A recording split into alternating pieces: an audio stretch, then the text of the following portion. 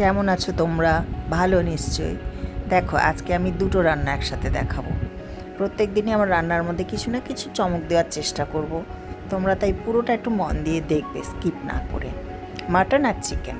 দেখো আলুটা ভেজে নিচ্ছি, আর ওখানে কড়াই বসিয়ে দিয়েছি, আর একটা কড়াইতে একটু তেল দিয়ে আমি পেঁয়াজটা দিয়ে দিলাম। মাটনটা দই, নুন, হলুদ আর একটু সামান্য তেল দিয়ে ম্যারিনেট করা আছে। চিকেনটাও তাই, দই, নুন, হলুদ আর একটু তেল দিয়ে। মাটনটা আগের দিন ম্যারিনেট করে রাখলে ভালো হয় খুবই, তো না সময়ের এখন অভাব খুবই, ওই জন্য 1 থেকে 2 ঘন্টা ম্যারিনেট করে রাখলেই চলবে। চিকেনটা 1-2 ঘন্টা ম্যারিনেট করলেই চলবে। এবার আদা রসুন আর তার সাথে আস্ত গরম মশলা, দারচিনি, লবঙ্গ, এলাচ, কাঁচা লঙ্কা বাটা, সেটা একটু দিয়ে দিলাম। পেঁয়াজটা হালকা ভাজা হলে টমেটো, পেঁয়াজ তার সাথে মশলাটা দিয়ে দিলাম। এদিকে আলুটা আমি ভেজে নেব। আলুটা অপশনাল, যার খেতে ইচ্ছা করে দেবে, না ইচ্ছা করে দেবে না। ওদিকে আমি হলুদ, চিকেনটার মধ্যে হলুদ, একটুখানি কাশ্মীরি লঙ্কার গুঁড়ো দিয়ে দিলাম।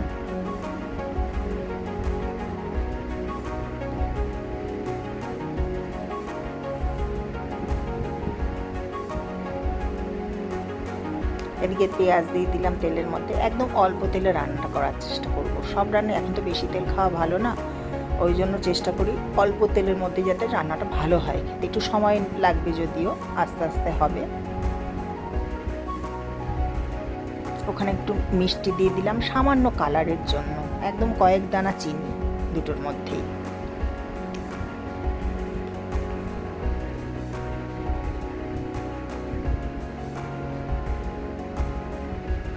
চিকেনটা সবসময় একটুখানি ভিনিগার দিয়ে ধুয়ে নিলে চিকেনের যে একটা স্মেল থাকে, সেই স্মেলটা একদমই চলে যায়। এখানে আমি মাটনের যে চর্বিটা দিয়ে দিলাম পেঁয়াজের মধ্যে, তার সাথে টমেটোটা দিয়ে নাড়াচাড়া করে ঢাকা দিয়ে দিলাম।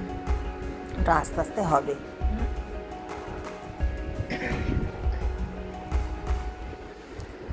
এবার দই মাখানো ম্যারিনেট করা যে চিকেনটা ছিল সেটা আমি দিয়ে দিলাম।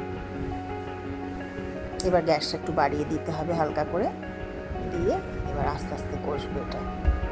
আর এদিকেও দেখো পেঁয়াজটা হালকা হালকা ভাজা হয়ে এসছে। এবার একটু কাশ্মীরি লঙ্কার গুঁড়ো কালারের জন্য, আমি শুকনো লঙ্কা ব্যবহারটা খুব কম করি, কালারের জন্য আমি কাশ্মীরি লঙ্কার গুঁড়োটা একটু ব্যবহার করি। ওটা আর হলুদ দিয়ে দিলাম। আর আদা রসুন বাটার সাথে তো গরম মশলাটাও বাটা আছে, কাঁচা লঙ্কাও বাটা আছে। এবার মাঝে মাঝে শুধু একটু নাড়তে হবে। পেস্টটা দিয়ে দিলাম, আদা রসুন, আস্ত গরম মশলা আর কাঁচা লঙ্কা পেস্ট দিয়ে দিলাম। এই মাটনটা আগেও সেদ্ধ করে নিয়ে করা যায়, কিন্তু আমার এইভাবে করলে আমার মনে হয় টেস্টটা বেশি ভালো আসে।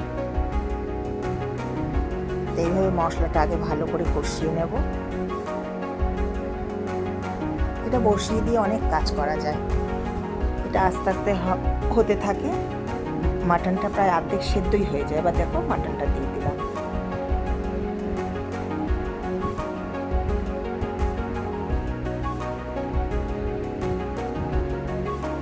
চিকেনটা শুধু মাঝে মাঝে নাড়তে হবে। আলুটা অপশনাল, যার ইচ্ছা হলে দেবে, না ইচ্ছা হলে দেবে না। আমি চিকেনটার সাথে আলুটা দিয়ে দিয়েছি, না তো সেদ্ধ হবে না, চিকেনটা তো নরম, ওই জন্য আলুটা দিয়ে নাড়াচাড়া করছি। মাটনটা মাঝে মাঝে শুধু নেড়ে দিতে হবে, মিডিয়াম ফ্লেমে গ্যাসটা রেখে। একদম বেশি জোরেও দেবো না, একদম কম দিলে তো ফুটবে না অনেকটা পরিমাণ। চিকেনটা কষা হয়ে গেছে, দেখো এবার গরম জল, এটার মধ্যে গরম জল করে দিয়ে দিলাম।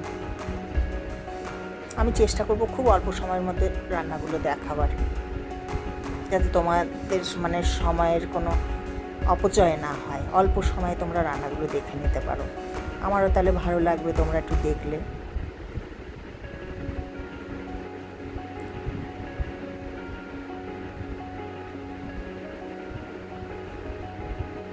দেখো মাটন সেদ্ধ হয়ে গেছে অর্ধেক প্রায়। এবার ঝোলও দিয়ে দিলাম, কষানো হয়ে গেছে, আলুও দিয়ে দিলাম।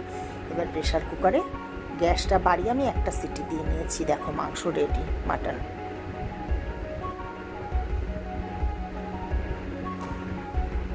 মাংসটা একদমই নরম ছিল, আর এটা হচ্ছে চিকেনও রেডি। এইভাবে তোমরা করে দেখতেই পারো। টাটা, আজকের মতো।